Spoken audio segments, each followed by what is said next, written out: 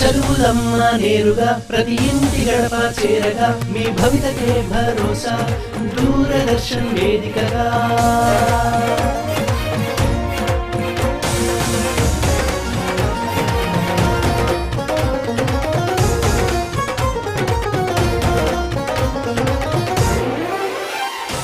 తెలంగాణ రాష్ట్ర ప్రభుత్వ సహకారాలే ఉండగా హాయిగా మన చదువులు షురు. అదే డిజిటల్ గురు, అదే డిజిటల్ గురు.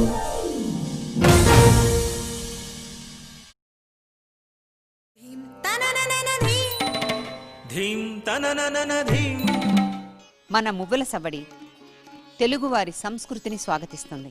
భగవంతుని సేవించే షోడశోపచారాలలో నాట్యం ఒకటి. అందుకే అందులో నృత్యం దర్శయామి.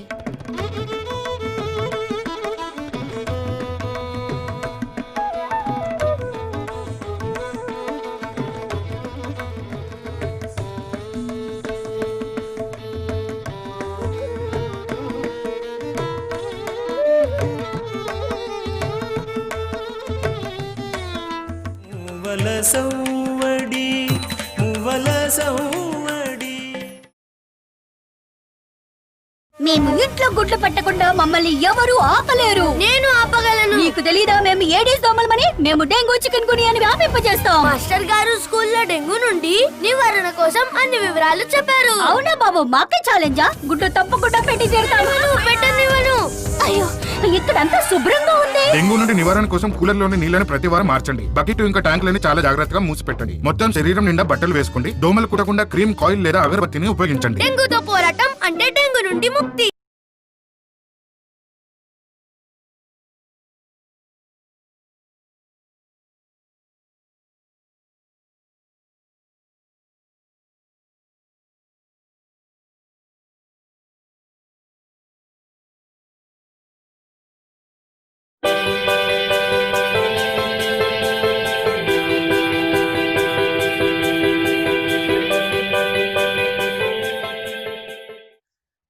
Hello friends, today we are going to be looking at this particular poem which is part of the Telangana English syllabus for the second year intermediate board, and this is called Polonius' advice to his son, and it's written by William Shakespeare. In fact, it is a part of his play, the famous play called Hamlet. I'm T.S. Sudhir.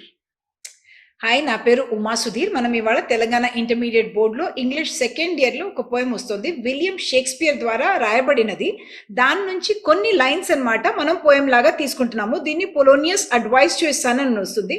పొలోనియస్ అన్నది ఒక character. Hamlet అన్న ఒక play tragedy ఉందన్నమాట. William షేక్స్పియర్ని ఏమంటామంటే ఆయన actually greatest writer in English అంటాము. చాలా place రాశారు, ట్రాజడీస్ రాశారు, కామెడీస్ రాశారు, ఆయన ఇంకా హిస్టారికల్ డ్రామాస్ కూడా రాశారు. దానిలో ఒకటి ఇది హ్యామ్లెట్ అన్నది. దానిలో నుంచి మనము ఈ పోయం తీయబడింది.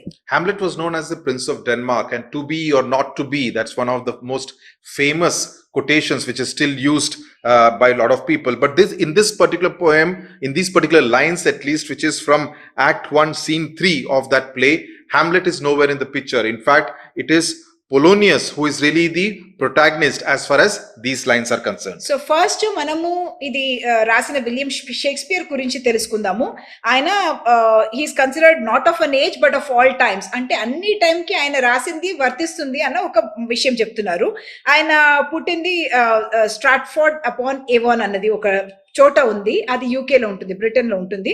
జాన్ షేక్స్పియర్ కి మేరీ యాడన్ కి పుట్టారు. ఆయన 38 ప్లేస్ రాశారు. Merchant of Venice, 12th night, Othello and King Lear, Julius Caesar, Richard II అన్నవి అన్ని చాలా ఫేమస్ వర్క్స్ అనమాట. స్పెసిఫిక్ గా ఈ పోయంకి వెళ్తే మనకు సుధీర్ అన్నట్టు Act 1 Scene 3లో లైన్స్ 57 to 81 మన పోయమ్స్ దీనిలో వస్తుంది. దానికి ఒక సారాంశం నేను చెప్తాను. పొలోనియస్ ఉన్న ఒక ఆయన యాక్చువల్లీ చీఫ్ కౌన్సిలర్, అడ్వైజర్ అనమాట. కింగ్ క్లాడియస్ అన్న ఆయనకి ఈయన అడ్వైజరు. ఆ కింగ్ గురించి దాని గురించి రాదు. ఇది ఒక ఫాదరు ఒక సన్ కి చెప్తున్నారనమాట. ఆయన సన్ పేరు లేకపోతే ఈ క్యారెక్టర్ పేరు కూడా మనకి పోయంలో ఎక్కడ కూడా రాదు. కానీ మనం రాసేటప్పుడు పొలోనియస్, POLONIUS అన్నది ఆయన పేరు స్పెల్లింగ్ గుర్తు పెట్టుకోవాలి. మళ్ళీ కొడుకు పేరు కూడా లాటీస్. Is that right? Yeah, Laertes. Yeah. So LAERTES ES అని వస్తుంది. ఆ స్పెల్లింగ్ గుర్తుపెట్టుకోండి. ఈయన ఫ్రాన్స్ వెళ్తున్నారనమాట ఒక యూనివర్సిటీని అక్కడ జాయిన్ చేయడానికి. ఈయన బోట్లో జర్నీ వెళ్లే ముందు ఎప్పుడు మనం బయటకు వెళ్తుంటే ఫాదర్లు చెప్తూ ఉంటారు కదా, ఇట్లా చెయ్యి, అక్కడ ఇది చేయొద్దు, తిరగొద్దు, ఎక్కువ మంచిగా చదువుకో, అవన్నీ లాంగ్ ఒక లిస్ట్ ఇస్తారు కదా. అట్లాగే ఈ ఫాదర్ కూడా ఈ కొడుకుకి చెప్తున్నాడు అనమాట, ఎట్లా అక్కడ నువ్వు ప్రవర్తించాలి, నీకు మంచి ఇమేజ్ వచ్చేలాగా నువ్వు ఎట్లా ఉండాలి అన్నది. దానిలో చాలా అడ్వైస్ ఉంది, పర్సనల్ అడ్వైస్, ఎట్లా నువ్వు బిహేవ్ చేయాలి, ఏం మాట్లాడాలి, ఏం మాట్లాడకూడదు అన్ని ఆయన చెప్తున్నారనమాట. దాని తర్వాత ఆయనకి బాయ్ బ్లెస్సింగ్స్ చెప్పేసి అడ్వైస్ ఇచ్చేసి బాయ్ అన్న విషయం చెప్తున్నారు. So this particular section is essentially dealing with a father's relationship with his son, the kind of advice that he is giving, the quality of that advice. That is what is part of these particular lines. So basically there's a lot of worldly advice about how he should conduct himself while he's there at the university in France, about how the world of France is going to be very different from the world that he has been used to so far. And that is the kind of context in which Polonius is giving his advice to his son. Actually larger context లో పొలోనియస్ కి ఎట్లాంటి character, ఆయన కొంచెం actually ఇది ఒక tragedy అనమాట Hamlet అన్నది. కానీ దానిలో కొంచెం కామికల్ కొన్ని విషయాలతోటి పొలోనియస్ క్యారెక్టర్ వస్తుంది. కానీ ఇక్కడ మనం అవన్నీ కాంటెక్స్ట్ తీసుకోవాల్సిన అవసరం లేదు. ఒక ఫాదర్ ఒక సన్ కి ఇచ్చే అడ్వైస్ అన్న విషయం మాత్రం మనం చెప్పుకోవచ్చు. Okay, so let's start with the lines, and we will keep giving you an English and Telugu explanation of the same. There my blessing with thee, and these few precepts in thy memory. See thou character, give thy thoughts no tongue, nor any unproportioned thought his act. Be thou familiar, but by no means vulgar. So he's basically starting with blessing his son, saying that my blessings are with you, so that there is no doubt that his intentions are in favor of his son, that he wants his son to do very, very well. So when you say precepts, the word which is there in the second sentence, it basically talks about rules on behavior, on how he should conduct himself, how he should behave in that foreign land. That's what he's talking about. ఏం చెప్పారంటే ఆయన first blessings ఇస్తున్నారు. First line లో my blessings with the, ఇవన్నీ కొంచెం ఆర్కేయిక్ language అనుకోవచ్చు. The అంటే నీకు నా ఆశీర్వాదాలు అని చెప్పేసి, and these few precepts in thy memory అంటే నేను చెప్పిన కొన్ని ప్రిన్సిపల్స్, కొన్ని విషయాలు నువ్వు నీ మెమరీలో. సీ దౌ క్యారెక్టర్ అంటే దీంతో నీ క్యారెక్టర్ బిల్డింగ్ అవుతుంది, నువ్వు ఎట్లాంటి మనిషిగా తయారవుతావు, నేను ఎట్లాంటి మనిషిగా వాళ్ళు చూస్తారు అనే విషయం చెప్తున్నారు. గివ్ దై థాట్స్ నో టంగ్ అంటే నువ్వు నీకు మనసులో వచ్చిందంతా మాట్లాడకూడదు. ఇక్కడ బయటికి వెళ్ళేసి మనం ఏమైనా ఉన్నదంతా మాట్లాడకూడదు. అన్ప్రపోర్షన్ థాట్ హిస్ యాక్ట్ అంటే ఆ థాట్స్ పైన కూడా ఏం ఆలోచించకుండా విషయాలు చెయ్యొద్దు. యాక్ట్ అంటే ఇక్కడ మనం ఏదో చేసే పనులు అవి మనము ఆలోచించకుండా చెయ్యొద్దు అన్నది అంటున్నారు. Be thou familiar but by no means vulgar అంటే అందరితోటి ఫెమిలియర్ గా, ఎక్కువ ఫ్రెండ్లీగా, అంటే డెకరం లేకుండా అది ఒక లైన్ కి ఎక్సెస్ అయిపోయింది అంటారు కదా, అట్లా ఉండొద్దు. ఫ్రెండ్లీగా ఉండాలి, కానీ చాలా ఎక్సెసివ్ గా నువ్వు ఫ్రెండ్లీగా ఉండొద్దు అంటారు. Of these first 5 lines, give thy thoughts no tongue, nor any unproportioned thought his act, are the kind of lines which may be asked to annotate. So please mark these lines. These lines are important also in a very stylish manner. The way William Shakespeare has written, give thy thoughts no tongue. It's a very interesting way of saying that whatever comes to your mind, how would we say it in normal English? Whatever comes to your mind, don't say it right away. And whatever you think, don't do it straight away. That's how we will say it. जो मन में आया उसको मत बको बोलते हैं ना, just like that they are saying that जो मन में आया उसको मत बोलो. Yeah. So he's saying this in a very slightly, now of course it looks a very archaic way of language, but this was the kind of English that was written in those times. And even when he says unproportioned thought his act, అంటే దాని మంచిగా, proportion అంటే ఏంటి, ఎంత quantity అన్నది, దాన్ని మంచిగా ఆలోచించకుండా దానిపైన యాక్షన్ చెయ్యొద్దు అంటున్నారు. Thou friends thou hast, and their adoption tried, grapple them to thy soul with hoops of steel.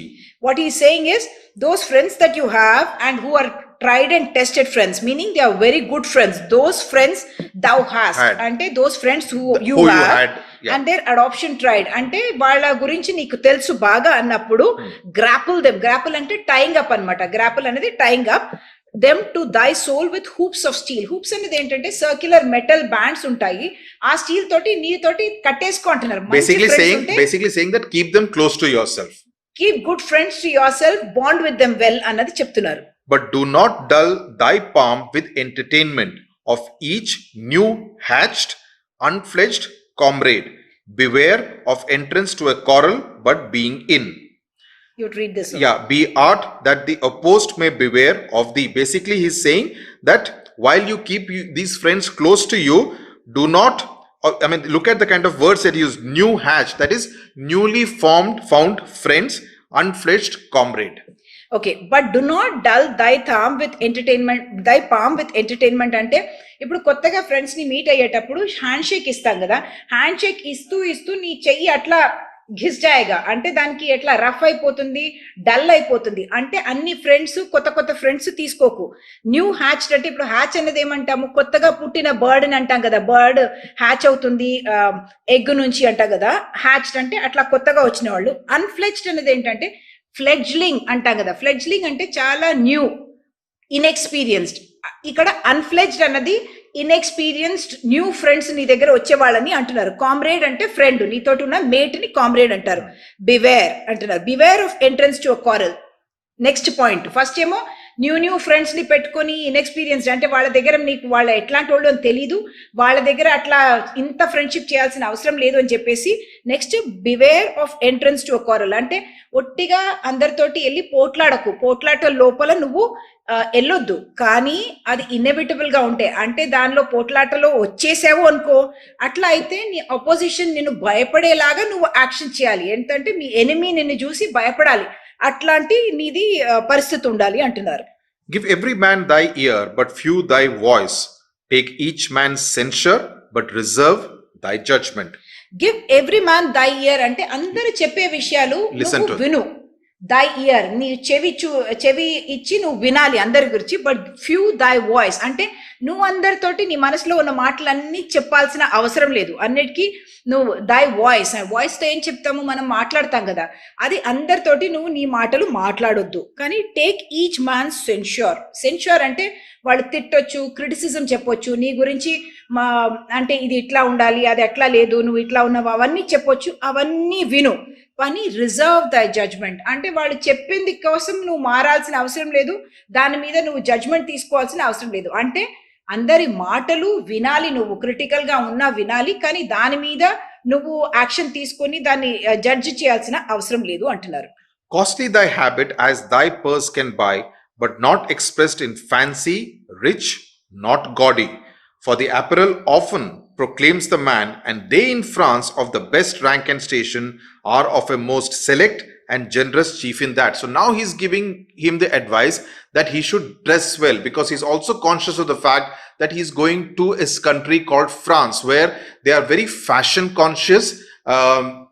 People dress up very well, and he does not want his son to look any less than any of the people out there in France. So which is why he says that you should take care of the kind of attire that you wear while you are in France. అంటే ఎట్లా మీరు ఎలాంటి డ్రెస్సులు వేసుకోవాలి, ఎట్లా మీరు కనిపించాలి అన్నది విషయము ఆ కొడుకుకి చెప్తున్నారు అనమాట.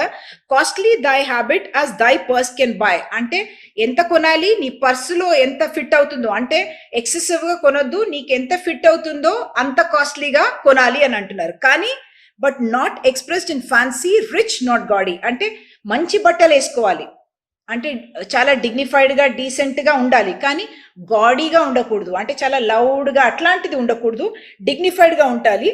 For the apparel oft proclaims the man ఒకటి అంటారనమాట. ఇంగ్లీష్ లో ఒక ఇడియం ఉంటుంది, క్లోత్స్ మేకత్ ది మ్యాన్ అంటారు. క్లోత్స్ మేకత్ ది మ్యాన్ అంటే మీరు ఎట్లాంటి డ్రెస్ వేసుకుంటారో దాంతో అందరూ మిమ్మల్ని జడ్జి చేస్తారు, వీళ్ళ ఎలాంటి మనిషి, ఈయన వెల్ ఆఫ్, ఎడ్యుకేటెడా, నాట్ ఎడ్యుకేటెడా, కల్చర్డా అన్నది జడ్జి చేస్తారు అన్నది ఉంది. అండ్ సుధీర్ అన్నట్టు ఫ్రాన్స్ అన్నది, ప్యారిస్ అన్నది fashion capital of the world అంటాం. ఇన్ఫాక్ట్ అక్కడ డ్రెస్సింగ్ చాలా మంచి డ్రెస్సింగ్ సెన్స్ ఉంటుంది. కాబట్టి ఫాదర్ ఏమంటున్నారు, ఎంత పర్స్ ఉందో అంతే చెయ్యాలి, కానీ కాస్ట్లీ డ్రెస్సెస్ కొనేసుకో, కానీ నాట్ గాడీగా ఉండకూడదు. And they in France of the best rank and station అంటే అక్కడ జడ్జి చేస్తారు, అంటే నీ డ్రెస్సులు చూసి వాళ్ళు జడ్జ్ చేస్తారు నిన్ను. their impression of you will be formed with the kind of dresses that you may wear, are of a most select and generous chief in that. The next two lines are very important. Neither a borrower nor a lender be, for loan oft loses both itself and friends. So he is advising his son not to neither to lend money, not to borrow money. And the reason he is giving is that because when you are giving a loan or taking a loan, you most often lose both the money as well as a friend. So that is the kind of worldly advice he is giving to his son to take care of his money. So far we have we heard him in the previous lines talk about his dressing sense. Now he's talking about money, about how he should handle his money. So what he's saying is that డబ్బులు ఎవరి దగ్గర నువ్వు అప్పు తీసుకోవద్దు, అప్పు ఇవ్వద్దు. ఈ line చాలా ఇంపార్టెంట్ అండ్ దాన్ని very often it is quoted అనమాట. అందుకని ఎగ్జామ్ లో వచ్చే పరిస్థితి కూడా ఉంటుంది. Why they are saying is neither a borrower nor a lender B, అంటే నువ్వు డబ్బులు ఇవ్వద్దు, డబ్బులు బారో చేయొద్దు, డబ్బులు మీరు ఇవ్వద్దు కూడా, అప్పుకి ఇవ్వద్దు. ఎందుకంటే దాంతో లోన్ తోటి ఏమవుతుంది, ఫ్రెండ్ పోతారు, డబ్బులు పోతాయి అంటున్నారు. అంటే not a good advice to either borrow or lend money. And borrowing dulls the edge of husbandry. This above all, to thine own self be true, and it must follow as the night the day. So husbandry essentially means, careful use of money. అంటే అది previous lines తోటి వస్తుంది, where he saying don't borrow, don't lend అని చెప్పేసి you will lose both your friend as well as the money అని చెప్పేసి. And borrowing dulls the edge of husbandry. Husbandry అంటే to having a strict control of money, ఎట్లా money handle చేయాలి మనది అనేది తెలుస్తుంది.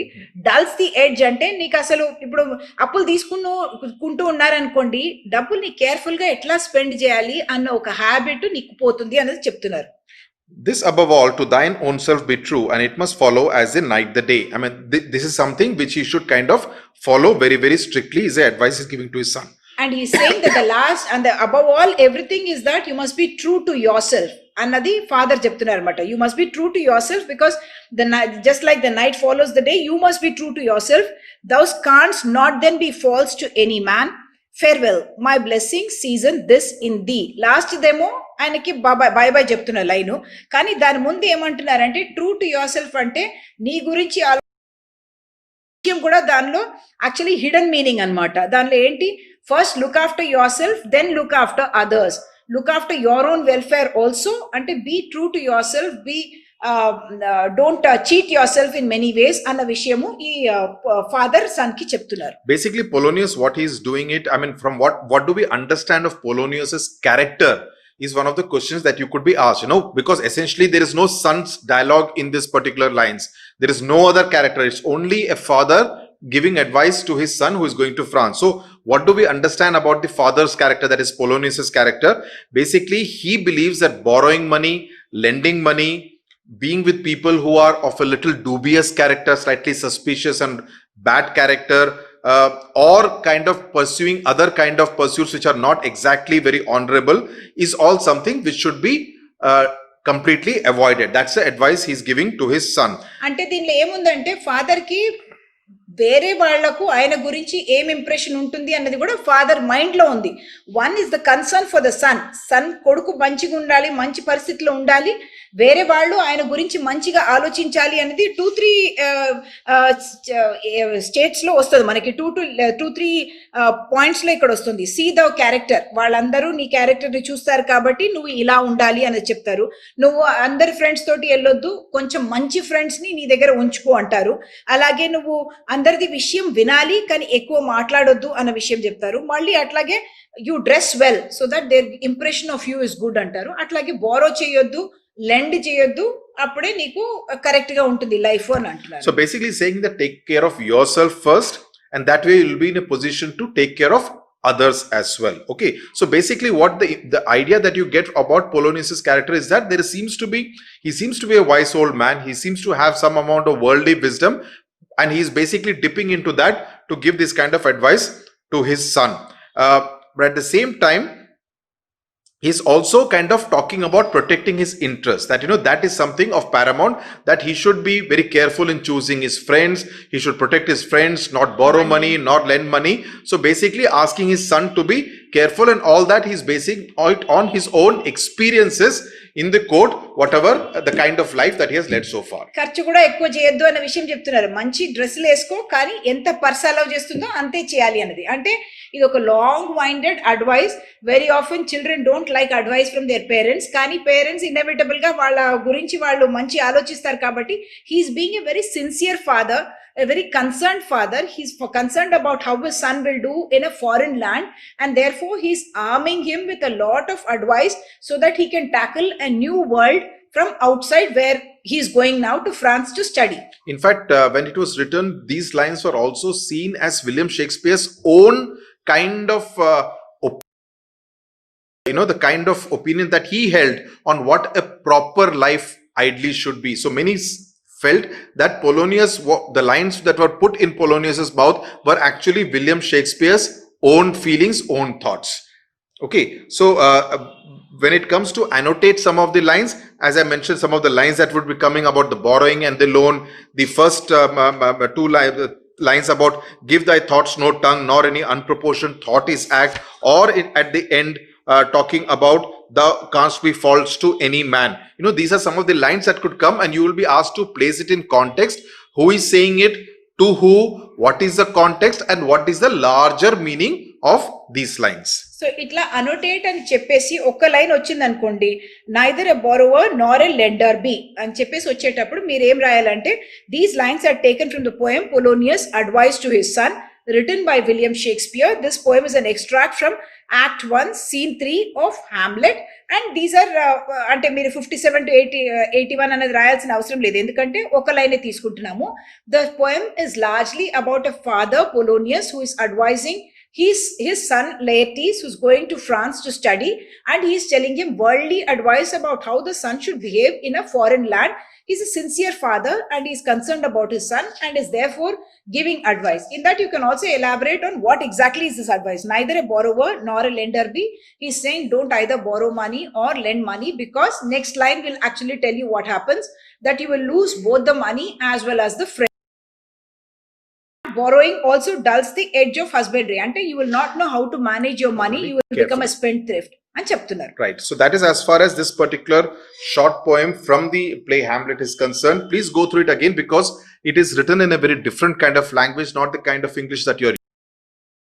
Take some time to get used to the kind of words that Shakespeare used in his time. So you need to be careful about that, and also understand the larger meaning of this particular poem. I hope it's all very clear to you. Please listen to the video lesson again, and then go through the poem again, so that all the words and every sentence is actually clear. Thank you very much for watching. Thank you.